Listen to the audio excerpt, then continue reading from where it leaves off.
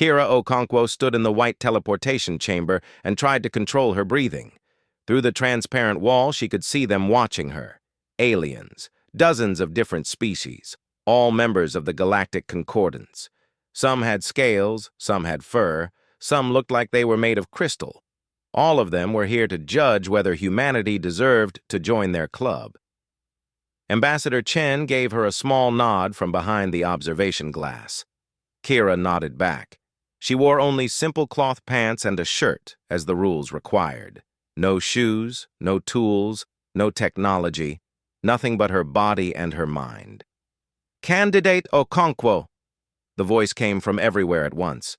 It belonged to Examiner Voth, a Keltharian who looked like a giant mantis made of living silicon. He had been giving this test for 800 years. "Do you understand the rules of the survival crucible?" "Yes, sir," Kira said. Her voice sounded small in the large chamber. "State them for the record." Kira cleared her throat. "I will be placed on a hostile but livable planet for 10 days. I cannot bring any tools, technology, or manufactured items. I must survive using only what I find there and what my body can do naturally. If I signal for help or if my life signs become critical, I will be extracted and humanity will fail the test." "Correct." Voth's mandibles clicked together. "This test has been given for 47,000 years. It measures whether a species can survive without the comfort of civilization. Do you have any questions?" Kira looked at the aliens watching her. She saw doubt in their alien faces. Humans were weak compared to most of them. No claws. No armor, no fangs or venom, not particularly fast or strong. She knew what they were thinking. How could such a weak creature possibly pass this test? "No questions, sir," she said. "Then we begin. Good luck, Candidate Okonkwo." The world turned white. When Kira could see again, she was standing on a hilltop. Wind whipped her dark hair around her face. The teleportation chamber was gone. The aliens were gone. She was alone. She turned slowly, taking everything in.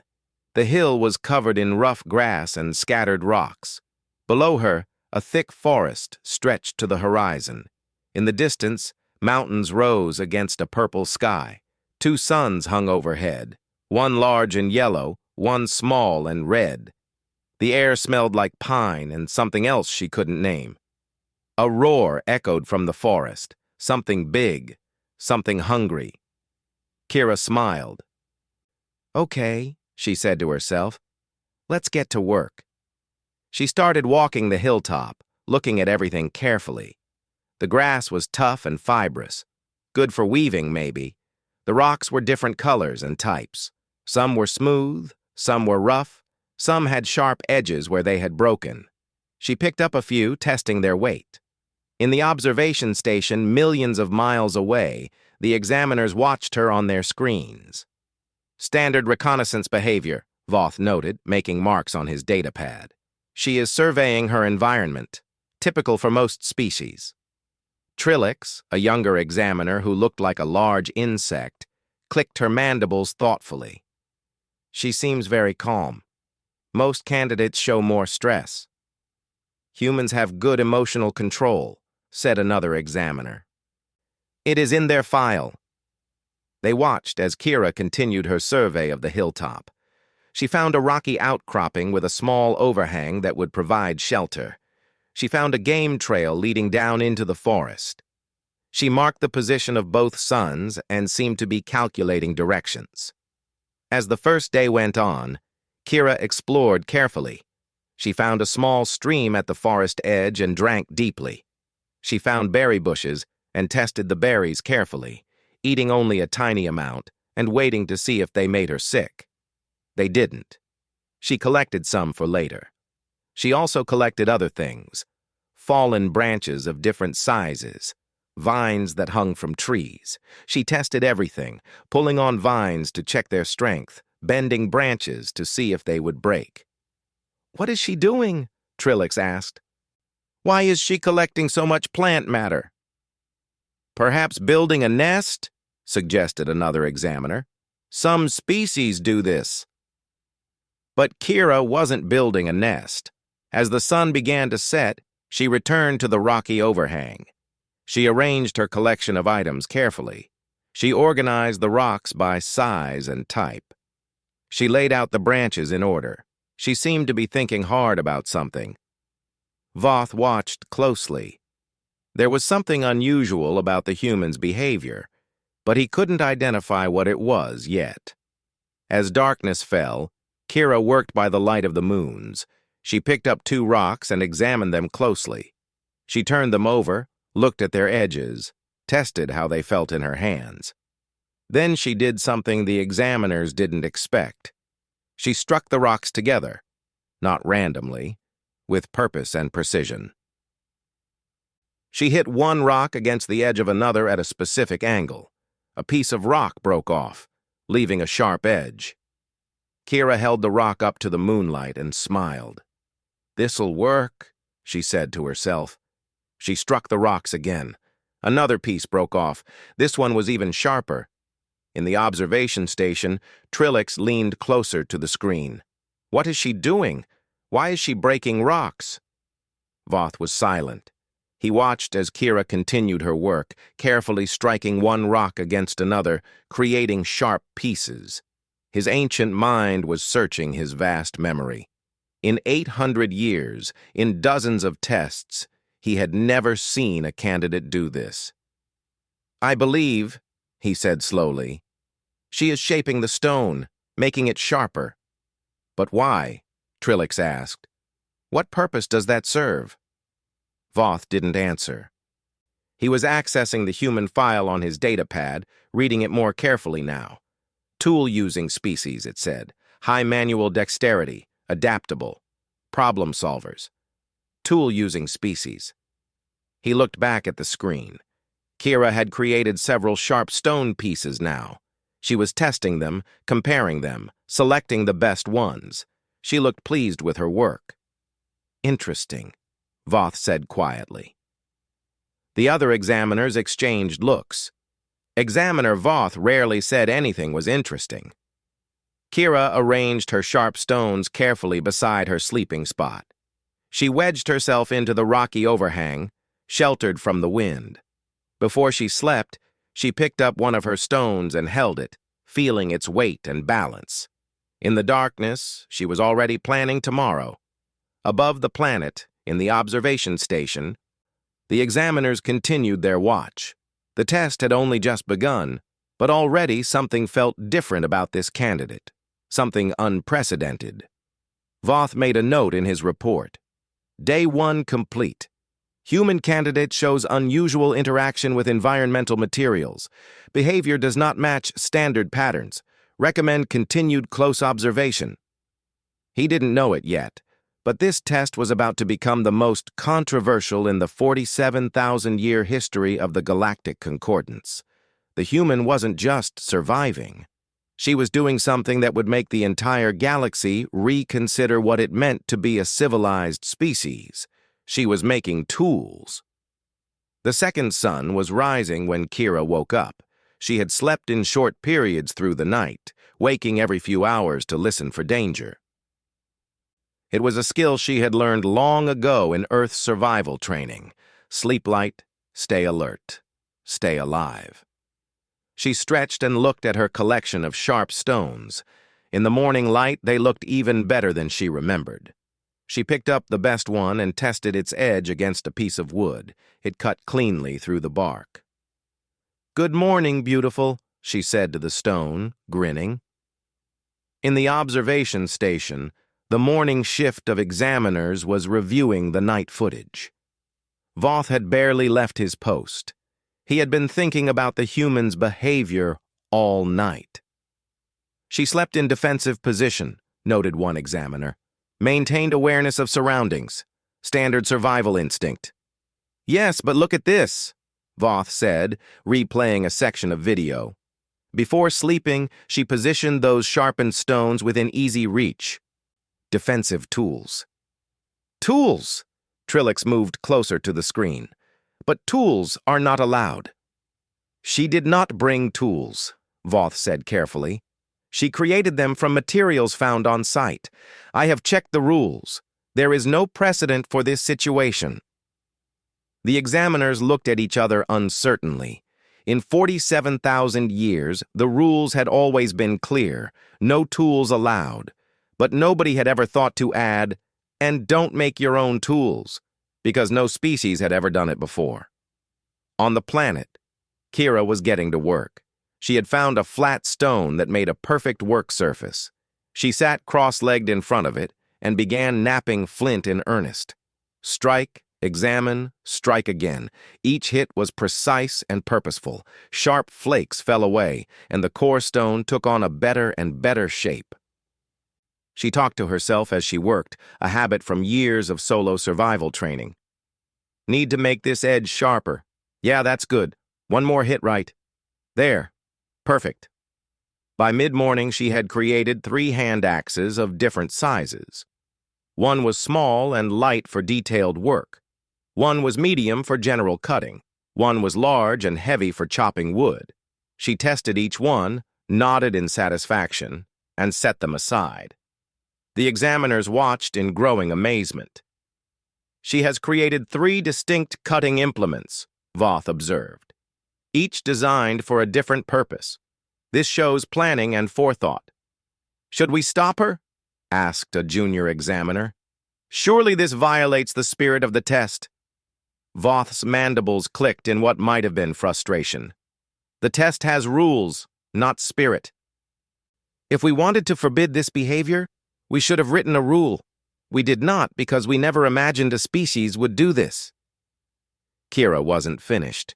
She walked to the forest edge, her stone axe in hand, and began examining trees and plants.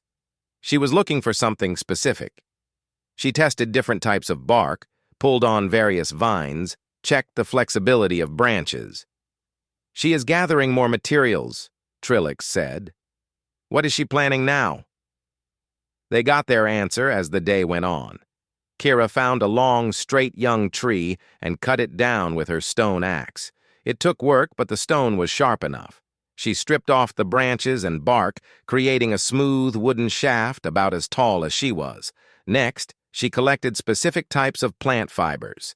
She tested each one by pulling on it, checking how much weight it could hold before breaking. She rejected most of them. When she found the ones she wanted, she collected armfuls. By afternoon, Kira had started the painstaking process of making rope. She separated the plant fibers carefully, then twisted them together, using a technique that was thousands of years old on Earth. 2 fibers twisted in one direction, then wrapped together in the opposite direction. It was slow work, but her hands moved with practiced skill. What is that? An examiner asked, confused. She is creating cordage, Voth said quietly. He was reading through Earth's history files now, his eyes moving rapidly. Twisted plant fibers, strong enough to bind things together. Humans have been making this for... He paused. For 3 million years, according to these records. 3 million? Trillix's antennae quivered in shock. That's not possible. They have only been in space for 200 years. They made these things before they went to space, Voth said. Long before. They have been tool makers for most of their evolutionary history. The observation station fell silent as they watched Kira work. She made several lengths of rope, each one tested carefully for strength. When she was satisfied, she took her best stone blade and used the rope to lash it tightly to the wooden shaft. She now had a spear. Kira stood and tested the spear's balance. She threw it at a tree trunk. It stuck solidly. She retrieved it, adjusted the binding slightly, and threw it again. Better. She smiled and nodded. She has weaponized a stick, an examiner said in disbelief. Not just a stick, Voth corrected. A composite tool, multiple materials combined with technical knowledge to create something neither material could do alone. This is sophisticated technology. But she's only been here 2 days, Trillix protested. Most species spend the entire 10 days just finding food and avoiding predators. She has created, what is the word? A workshop. It was true. Kira's campsite now looked very different from when she had arrived. She had sharp stones organized by type. She had rope and cordage. She had a spear. She had a growing pile of useful materials. She had even started to improve her shelter, using cut branches and rope to create a more substantial structure. As evening approached, Kira headed to the stream she had found. She didn't just drink this time. She explored up and down the stream, looking at the terrain. She found a spot where fish were visible in a shallow pool. She watched them for a long time, studying their behavior. Then she went back to her camp and started working on something new. Using her smallest stone knife, she began carving a thin piece of bone she had saved from a small animal she had caught and eaten for lunch. "What is she making now?" an examiner asked, though by now they were almost afraid to know. By the time darkness fell, Kira had created a fishhook from the bone. It was crude but functional. She attached it to a length of her cordage, baited it with a bit of saved meat, and set it in the stream pool. She also did something else. Using her stone axe and rope, she began constructing a frame from branches in the stream. It took hours, working by moonlight. But she was patient. She wove smaller branches and reeds through the frame, creating a barrier that fish could swim into but not out of. A fish trap. Back at her camp, she started a fire, not by rubbing sticks together randomly, but using a bow drill she had constructed, a curved branch, a cord, a spindle, and a fireboard. The technique created enough friction to generate an ember. She fed the ember carefully with dry grass and bark, blowing gently until it burst into flame. She cooked the fish she caught earlier on stones heated by the fire. As she ate, she examined her hands. They had blisters from all the work, but they would toughen. She was used to that. In the observation station, an emergency meeting was being called. Representatives from other member species were being contacted. What they were witnessing was unprecedented, and decisions needed to be made. Voth continued to watch the screens. The human sat by her fire, comfortable and warm, eating cooked food. Around her were tools, cordage, weapons, and structures. She had transformed a hostile environment into something almost civilized in just 2 days. "Assessment," demanded a senior council member over the communication link. Voth chose his words carefully. "The human candidate has not violated any rule as written. However, she has demonstrated a behavior pattern we have never encountered. She creates tools instinctively, constantly, and with increasing sophistication. Each tool enables her to create better tools. She is not simply surviving the test, she is—" He paused, searching for the right word. "Industrializing it." There was silence on the other end of the communication. Finally, the council member spoke. "Continue observation. We need to understand what we are dealing with." The communication ended. Voth turned back to the screens. Kira was already working on her next project, shaping another stone by firelight. She looked happy. She looked like she was having fun, and the test was only 2 days old. Days 3 through 5 passed in a blur of activity. Kira's campsite transformed from a simple shelter into something that looked almost like a small village. Every day she created something new, and every new tool made the next tool easier to create. She made more spears, each one better than the last. She created an atlatl, a spear thrower that let her throw with much more force and distance. She wove baskets from reeds to carry water and food. She made fish hooks in different sizes. She constructed elaborate fish traps that caught food while she worked on other things. The hardest project was the bow. She tried 3 different designs before she found wood that was flexible enough but strong enough. The arrows were even more difficult. Making them straight and balanced took hours of careful work. But by day 5, she had a working bow with 6 arrows. They weren't perfect, but they would fly true enough. In the observation station, the situation had become chaotic. The test that should have been routine was now the most watched event in the Concordance. Ships from dozens of species had arrived to observe. Arguments filled every communication channel. The Zelthorian representative, a massive predator species covered in armored scales, spoke with barely controlled anger. This is cheating. The test is meant to measure natural survival ability. What we are watching is not natural, it is artificial. It is civilization. She has broken no rule, countered the Metherian representative, a being of pure energy contained in a crystalline form. Every rule was followed precisely. The failure is ours for not understanding what we were testing. Then the test must be stopped and modified, the Zelthorian insisted. On what grounds? The Metherian's light pulsed with agitation. Because we don't like the results? Because a species survives differently than we expected? Ambassador Chen from the human delegation had been quiet, but now he spoke. May I share some perspective on human evolution? The council allowed it. Chen brought up images on the main screen. 3 million years ago, the first human ancestors picked up a rock and used it as a tool. They weren't the strongest creatures on Earth. They weren't the fastest. They didn't have claws or fangs or armor. By all rights, they should have died out.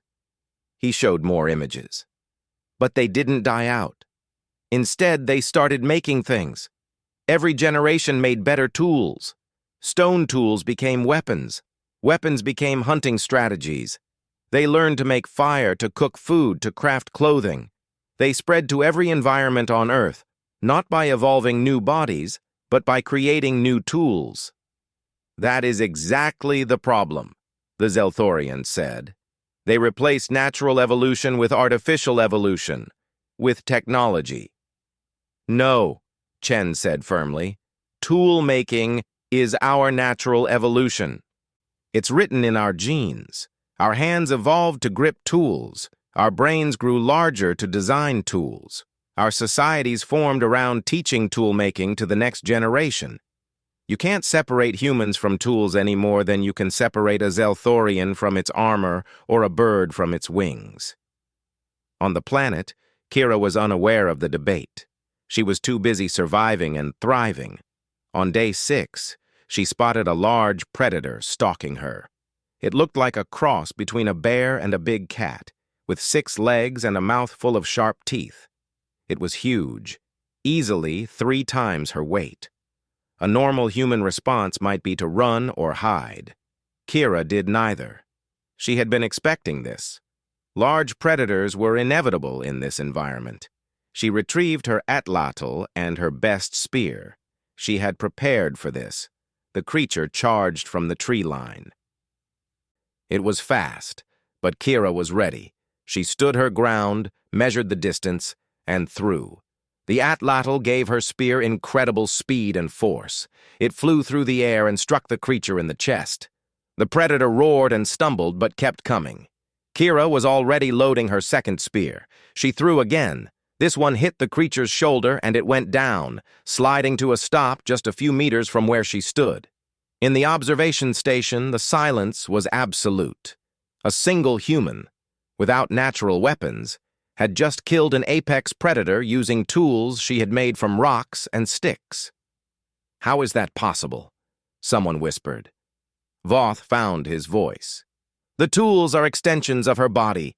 The spear multiplies her strength. The atlatl multiplies it again. She didn't need natural weapons. She created artificial ones that are better.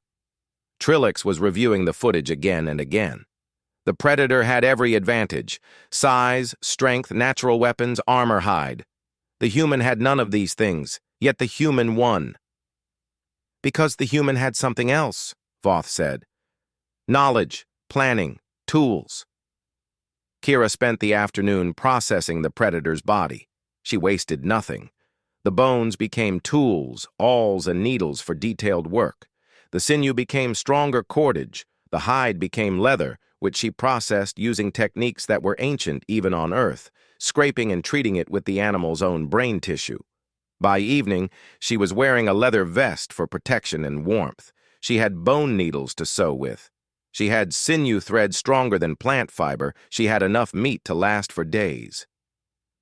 She looked at her campsite with satisfaction. She had a solid shelter, a good fire, plenty of food and water, multiple tools, weapons, cordage, baskets, leather, and a complete fish trap system in the nearby stream. She had accomplished in 6 days what most humans could do in weeks. "Not bad, Kira," she said to herself. "Not bad at all." The emergency council meeting was intense. Species representatives from across the galaxy were arguing about what the test meant and what should be done. "We must make a decision," the council leader said. "Either we accept that this human has passed the test, or we rule that her methods violated the spirit of the test and disqualify her species. If we disqualify her, we admit that our test is flawed," the Metherian said.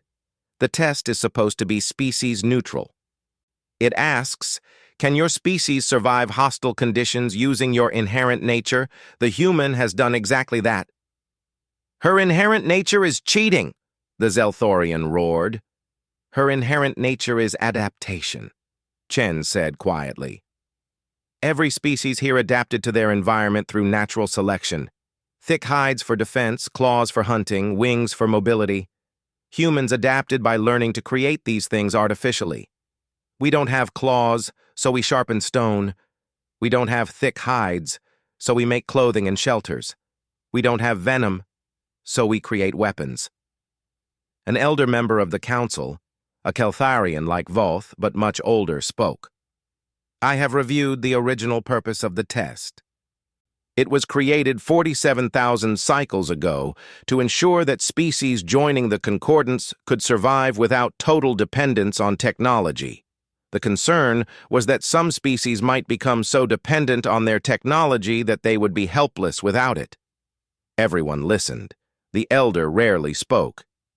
"Tell me," the elder continued, "if you removed all technology from each of your species and placed them in a hostile environment, what would happen?" The representatives looked at each other uncomfortably. The truth was, most of them would struggle badly. They had evolved natural abilities that worked in their home environments, but removed them from those environments without their technology, and they would likely die. "The human," the elder said, "was placed in a hostile environment with nothing. And what did she do? She immediately began creating technology from scratch. She didn't become helpless. She became more capable. This is not dependence on technology. This is mastery of it." "So you believe she should pass?" someone asked. The elder's mandibles clicked thoughtfully. "I believe we have discovered that our test has a blind spot.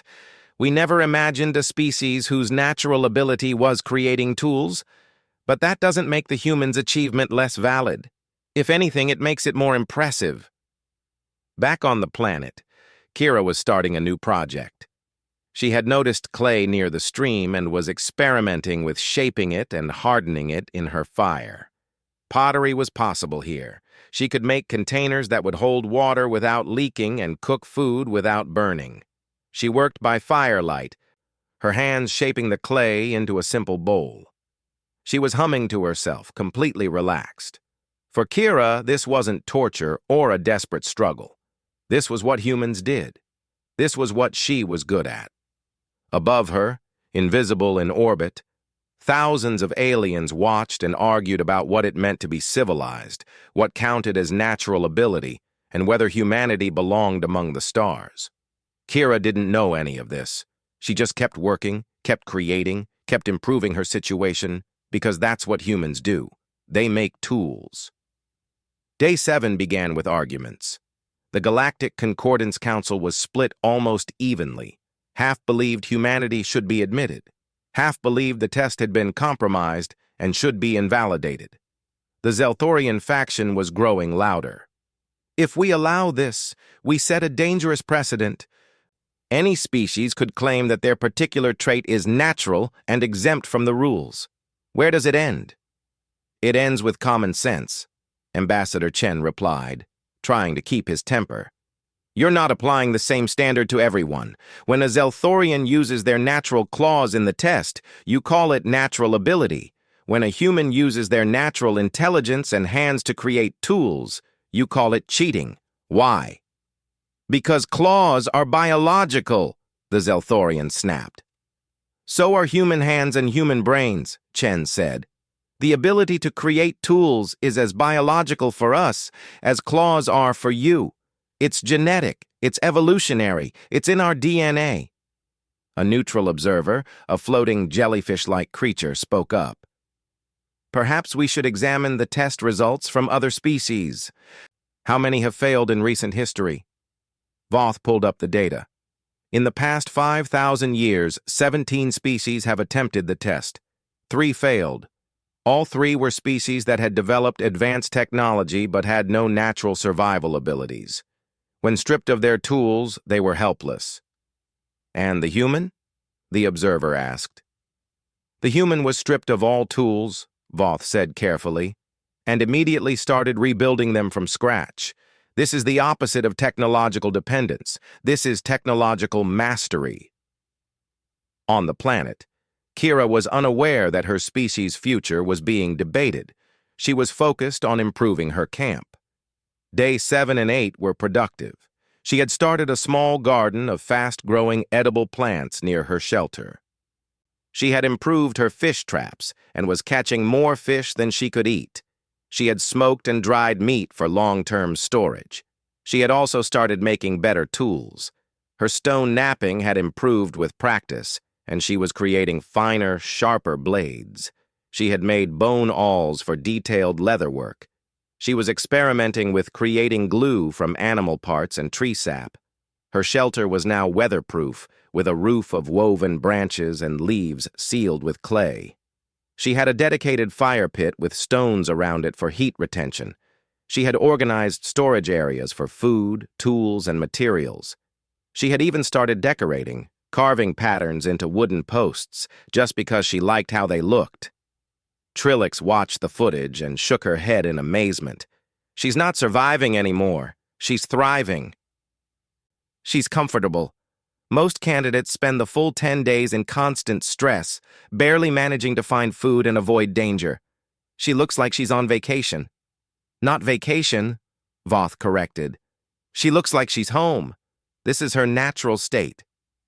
Then the weather changed. The monitoring station detected it first. A massive storm system was moving toward the test area. This was part of the test's design.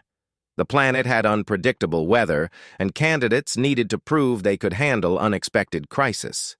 Most species would hunker down and endure the storm using their natural resilience. Thick skin, burrowing ability, natural shelter-building instincts. Each species had their way. The examiners watched to see what Kira would do.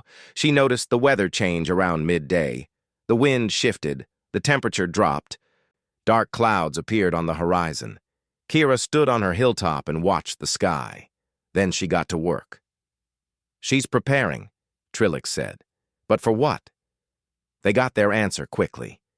Kira moved with purpose and speed. She reinforced her shelter with additional poles, lashing them tightly with her rope. She dug drainage channels around the shelter to prevent flooding. She moved all her tools and food stores inside, wrapping the most important items in leather to keep them dry. She built a second, smaller shelter as a backup. She created a rain catch system using large leaves and containers to collect fresh water. She even brought extra firewood inside and stored it in the driest part of her shelter. All of this took hours of hard work. By the time she was finished, the storm was visible in the distance, a wall of dark clouds and rain moving across the landscape. Kira checked her preparations one more time, made a few small adjustments, then retreated to her shelter. She sealed the entrance with a woven mat treated with waterproofing sap. She built up her fire and prepared hot food. Then she waited. The storm hit like a hammer. Wind screamed across the hilltop. Rain fell in sheets so thick it was hard to see anything. Lightning cracked and thunder boomed. It was the kind of storm that would terrify most people. In the observation station, the examiners monitored Kira's vital signs closely. Heart rate, steady. Stress hormones, slightly elevated but normal. Body temperature, stable. She's fine, Voth said in wonder. The storm is raging outside and she's perfectly fine. More than fine, Trillix pointed out. Look! On the screen, they could see Kira sitting by her fire, eating warm food and working on a project. She was making arrows, carefully straightening and fletching them. She looked calm, comfortable, safe. She didn't just survive the storm, Trillix said. She made the storm irrelevant. The storm lasted through the night and into the next day. When it finally passed, the landscape was transformed. Trees had fallen. The stream had flooded. Mud and debris were everywhere. Kira emerged from her shelter and surveyed the damage. Her shelter had held perfectly. Her backup shelter was damaged but still standing. Her drainage channels had worked. She had stayed dry the entire time. She spent day 9 repairing minor damage and gathering materials that the storm had made available. Fallen branches became more firewood. A large tree that had come down had wood she could use for bigger projects. She seemed energized, not depleted, by the experience. The Concordance Council reconvened. The storm event had been the final test many of them needed to see.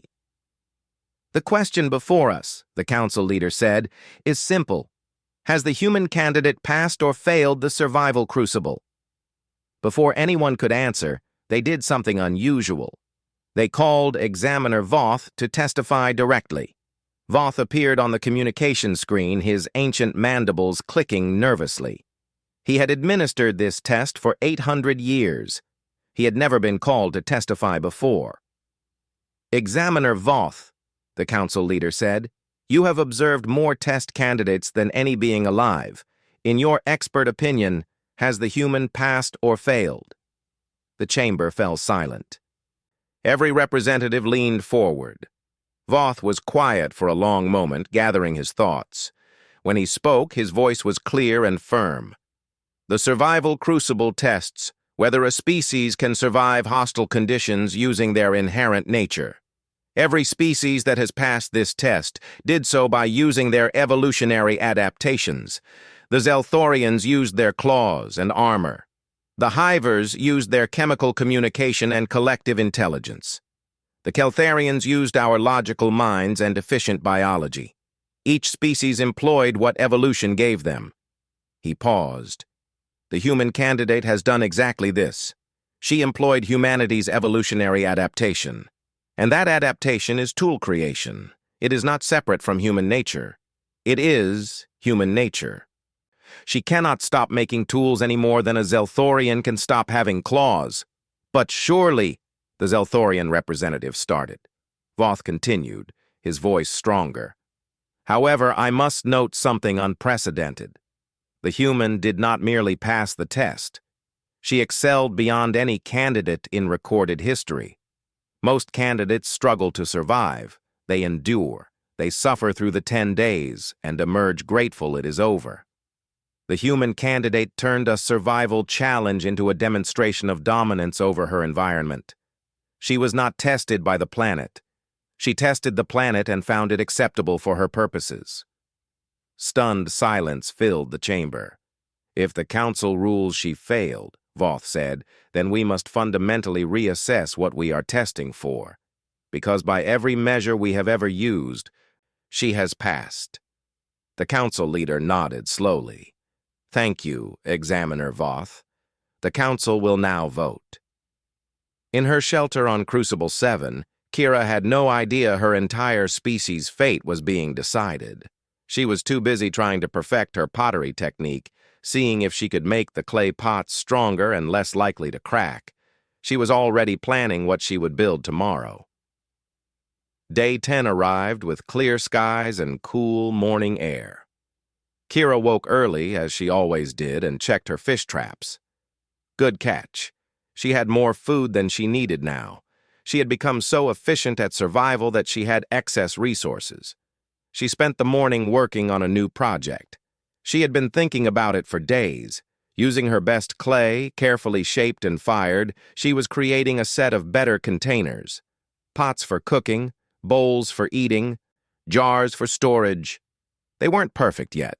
but they were getting better. She didn't know that millions of miles above her, the vote was taking place. The Galactic Concordance Council chamber was packed. Every member species had sent representatives. The vote would determine not just humanity's admission, but would set precedent for how the Concordance understood civilization itself. The council leader called for order. We will now vote on the admission of humanity to the Galactic Concordance, based on the results of the survival crucible. A simple majority is required. Ambassadors touched their voting panels. The count began to display on the main screen. Ambassador Chen held his breath. Beside him, his staff watched in tense silence.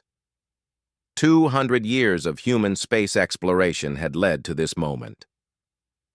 Everything depended on how aliens they had just met would judge a test they barely understood. The votes came in slowly. Some species voted yes immediately. Others voted no just as quickly. The moderate species took longer, weighing the implications. 145 votes against. Chen's heart sank. They were losing. But then more votes came in. Species that had been studying the test results carefully. Species that saw what Voth had seen. That tool-making wasn't cheating. It was humanity's natural adaptation to the universe. 157 votes for admission. Chen exhaled slowly. They had won. Barely, but they had won. The council leader announced the results. By majority vote, humanity is admitted to the Galactic Concordance. However, a provision will be added to the survival crucible rules for future tests.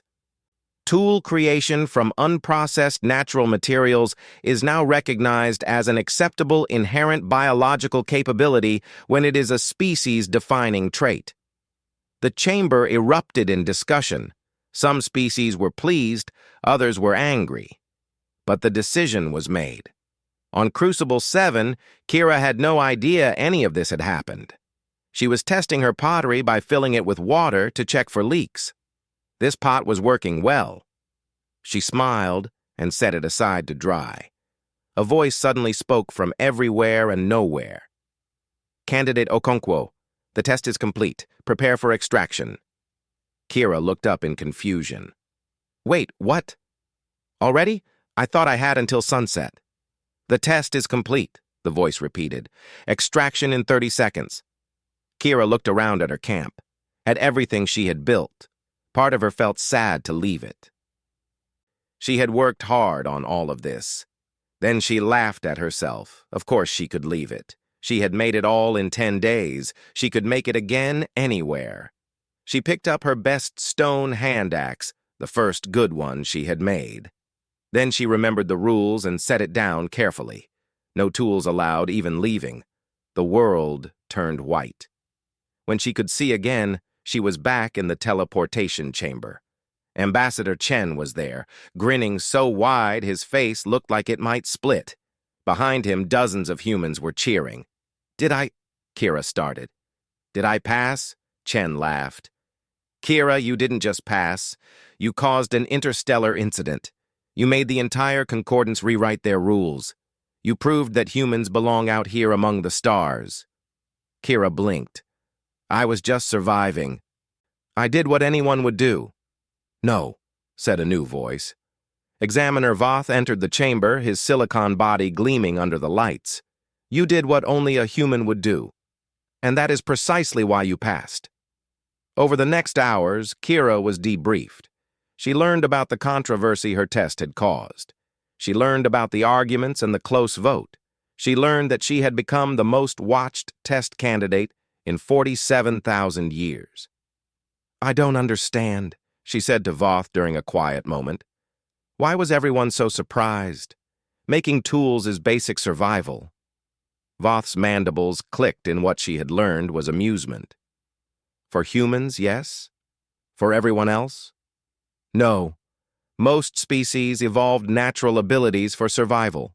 Claws, armor, venom, size. Humans evolved differently. You evolved the ability to create abilities. We had to, Kira said. We were weak, slow, no natural weapons. We would have gone extinct if we hadn't learned to make things. Yes, Voth said. And that is what makes your species so dangerous and so valuable. You see problems and create solutions. Give most species a hostile environment, and they either adapt biologically over millions of years or die. Give humans a hostile environment, and they adapt it to themselves in a single generation. Kira was given a tour of the Concordance Station. It was enormous, a wheel-shaped structure that housed thousands of beings from hundreds of species. The technology was incredible. Ships that could cross between stars, communication devices that translated instantly, medical equipment that could heal nearly any wound. Trillix was her guide, the insectoid examiner who had watched her entire test. As they walked through a corridor filled with advanced equipment, Trillix noticed Kira's eyes moving from device to device, studying each one carefully. "You are doing it again," Trillix said. "Doing what?" "Analyzing the tools, seeing how they work, thinking about how to improve them." Kira looked embarrassed. "Sorry, bad habit." "No," Trillix said, and her mandibles clicked rapidly. Kira had learned this was laughter. "Do not apologize. I begin to understand what Examiner Voth meant. You cannot help it. It is what you are." They reached an observation deck that looked out over space. Ships from dozens of species moved past the windows. Each was different, designed by different minds with different needs. "In 10 days," Trillix said quietly, "you created tools from nothing. Now you stand among 47,000 years of accumulated technology from 214 species. I wonder what humans will create when you have access to all of this knowledge." Kira looked out at the ships, at the stations, at the galaxy full of possibilities. "We'll create whatever we need to," she said. "That's what we do." "That," Trillix said, "is what concerns some species, and what excites others." Later, Kira had one final meeting with Examiner Voth. He presented her with her official test results. She had not only passed, but had achieved the highest marks in every category: resourcefulness, adaptability, problem-solving, environmental management. "There is one more thing," Voth said. He handed her a small package. "This is not official, but I thought you might want it." Kira opened the package. Inside was her stone hand axe, the first good one she had made on Crucible 7. "You kept it?" she asked.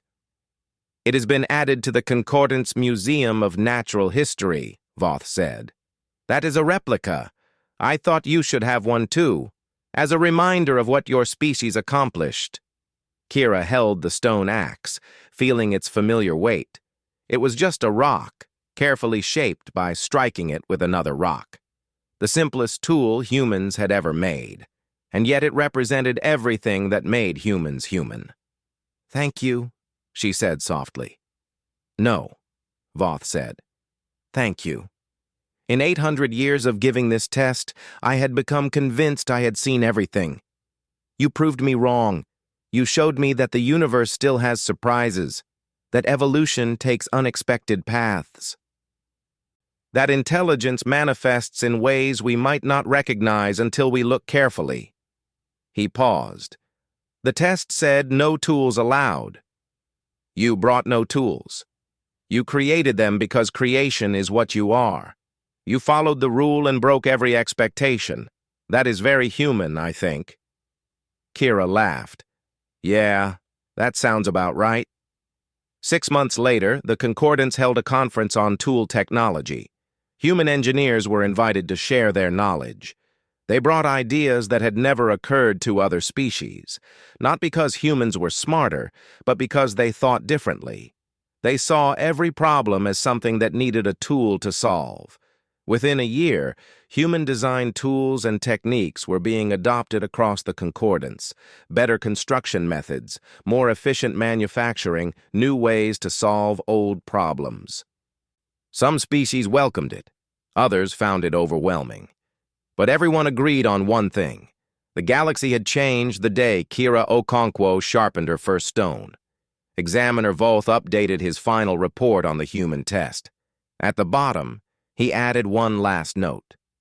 The test said, "No tools allowed." The human sharpened stone, made rope, crafted spears. She did not violate the rule. She revealed that we had misunderstood the rule's purpose. We wanted to test survival without civilization. But for humans, tool-making is not civilization. It is survival. They are the same thing.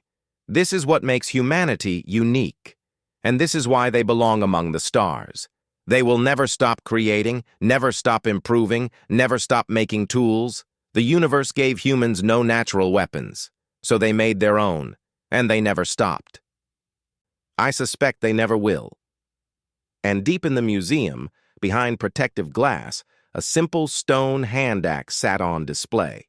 A plaque beneath it read, "The Tool That Changed the Galaxy. Created by Kira Okonkwo, human, on Crucible 7. A reminder that the simplest tools can have the greatest impact when wielded by those who understand their purpose." Humans had joined the Galactic Concordance, and the galaxy would never be the same.